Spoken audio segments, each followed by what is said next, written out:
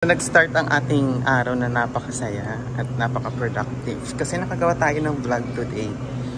So bago tayo umuwi, syempre itutour ko muna kayo dito sa mga bagong station kung ano bang mga pwede ninyong tingnan.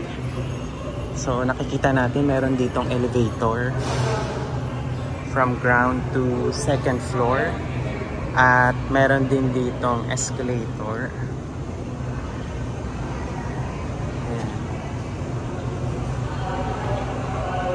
Ito yung loob ng Dr. Santos Avenue.